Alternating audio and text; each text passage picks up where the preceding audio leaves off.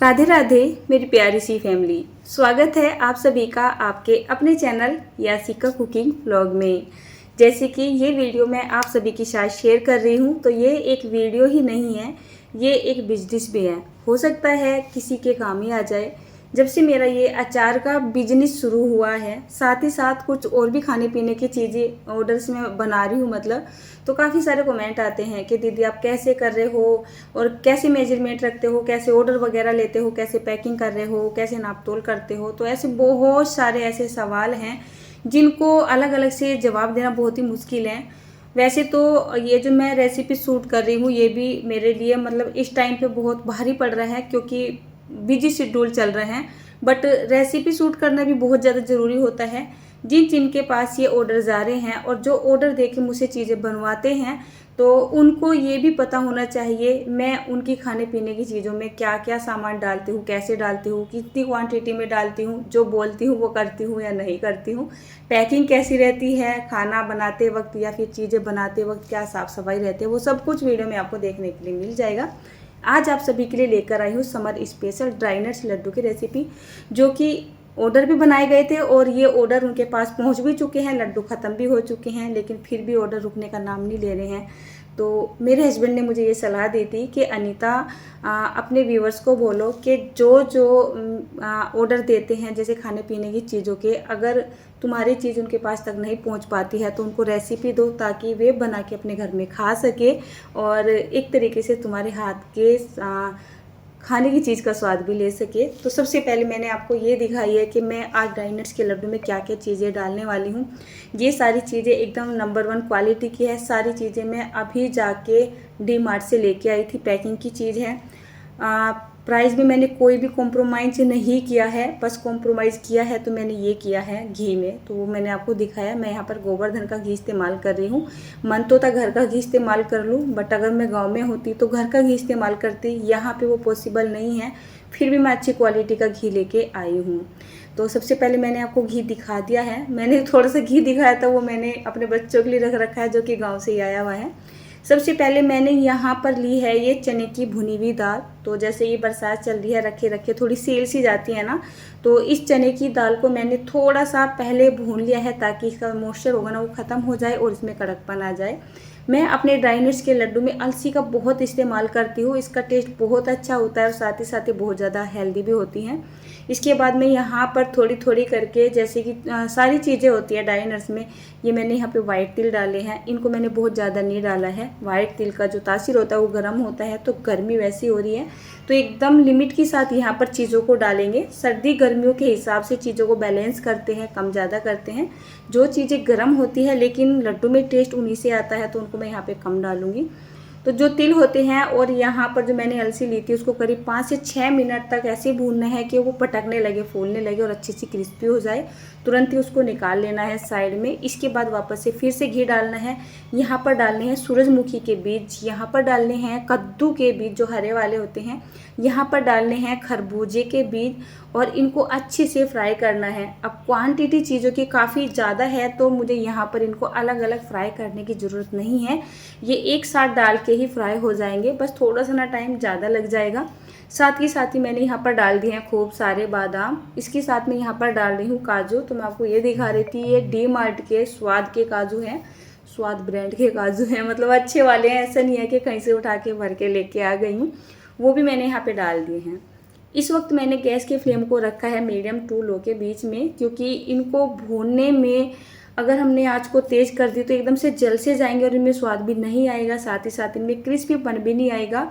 तो आपको आँच ना धीमा रखना है, मतलब मीडियम और लो के बीच में रखना है। और आप ज़्यादा क्वांटिटी में बना रहे हो जैसे कि मैं बना रही हूँ, तो आपको ये कम से कम 15 मिनट तक लगातार चलाते हुए भूनना है, और भूनना है घी में ही। तो मैं यहाँ पर करीब 10 से 12 किलो के जितने लड्डू तैयार कर रही हूँ, ठीक है। ये वो मेजरमेंट है, एक्यूरेट तो नहीं है, चीज़ें कम ज़्यादा आप अपने हिसाब से वैसे कर भी सकते हो। अब सारे ड्राई नट्स मैंने निकाल लिए हैं एक प्लेट में। उसके बाद वापस से मैंने यहाँ पर ये घी डाल लिया है, और मैंने यहाँ पर ये कश्मीरी वॉलनट, यानी कि जो होते हैं ना अखरोट, उनका इस्तेमाल किया है। इनको डाल के भी हम थोड़ा सा भून लेते हैं। ये पहले से ही काफ़ी ऑयली होते हैं तो इनको भुनने में ज़्यादा टाइम नहीं लगता है, बस 2 से 3 ही मिनट का टाइम लगता है और बस इनको हल्का सा फ्राई कर लेते हैं और साथ के साथ ही निकाल लेते हैं। इसके बाद मैं यहाँ पर ले रही हूँ मखाने। तो ये खूब सारे मैं मखाने ले रही हूँ और मखानों को भूनने में थोड़ा ज़्यादा सा टाइम लगता है। अगर आप इनको एकदम ज़्यादा से घी में डाल के भूनते हो तो ये जल्द से भून जाते हैं, बट मैं यहाँ पर ज़्यादा घी का इस्तेमाल ना करके कम घी का ही इस्तेमाल कर रही हूँ। तो इनको हमें जब तक भूनना होता है जब तक ये अच्छे से क्रिस्पी ना हो जाए। अगर आप इनको हाथों से तोड़ो तो ये आसानी से टूट जाए, एकदम सॉफ्ट बन जाए और दूसरा पीसने में भी आसानी से आ जाए। तो मखाने भुनने में काफ़ी टाइम लग जाता है, करीब करीब 15 मिनट का टाइम यहाँ पे लग ही जाता है। तो मखाने अच्छे से भून चुके थे, इनको भी मैंने साइड में निकाल लिया है और वापस से मैं यहाँ पर डाल रही हूँ ढेर सारा घी। और घी में मैं डाल रही हूँ यहाँ पर आटा। ये वो आटा है जिसकी हम रोटियाँ बनाते हैं और ये वो आटा है जो हमारा आटा हमारे गांव से आता है, फ्रेश अपनी ही चक्की का। तो इसका टेक्सचर थोड़ा सा मोटा होता है। डी मार्ट से आटा लेके आते हैं तो वो एकदम फाइन सा मैदा के टाइप में होता है। आटा डालना यहाँ पे बहुत ज़्यादा ज़रूरी है। लड्डू की क्वांटिटी भी बढ़ेगी, स्वाद भी बढ़ेगा और पौष्टिकता भी बढ़ेगी। तो ये ज़रूर से डालना पड़ेगा क्योंकि नहीं तो लड्डू में बाइंडिंग नहीं आएगी जब तक इस पर कोई बेस नहीं होगा।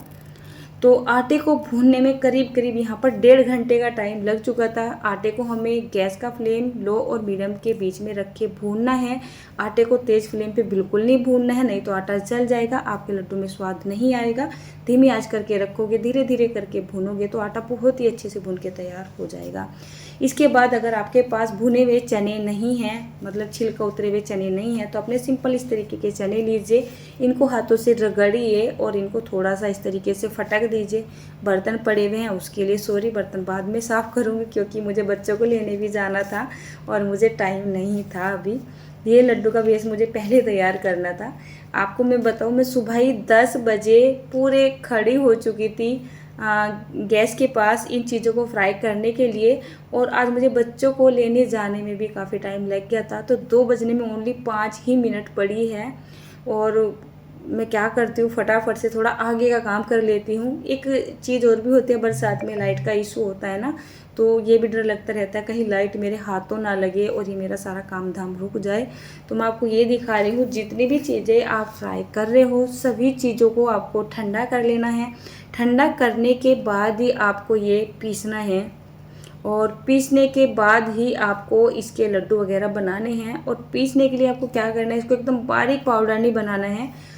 पीसते वक्त आपको ये ध्यान रखना है कि आपके लड्डू में एक क्रंचनेस बना रहे। आपके लड्डू में जैसे बादाम है, अपने काजू है, हमने यहाँ पे कद्दू के बीज, खरबूजे के बीज वगैरह डाले हैं, सभी कुछ डाला है ना, तो उनमें क्रंचनेस बना रहे। इस तरीके से आपको इनको पीसना है।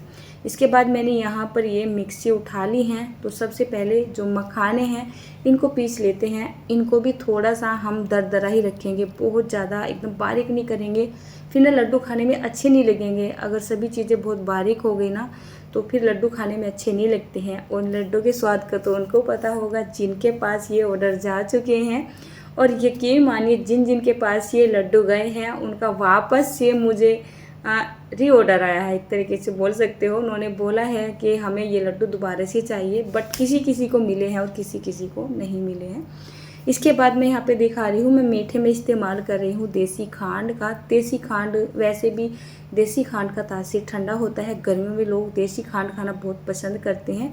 और ये पैकिंग मैंने अभी आपके सामने खोली है। इन लड्डू को मैंने एकदम कम मीठा का बनाया था, 10-12 किलो लड्डू बनाए थे और टोटली मैंने यहाँ पर 2 किलो के जितने मीठे का इस्तेमाल किया था, ज़्यादा मीठा नहीं डाला था। बाकी खाने वालों को पता होगा कि उनको मीठा कैसा लगा है, क्योंकि जो ड्राई नट्स वगैरह होते हैं ना उनमें ऑटोमेटिक एक मीठापन भी होता है, पर मीठा डालना भी ज़रूरी था ताकि और अच्छा टेस्ट बन सके।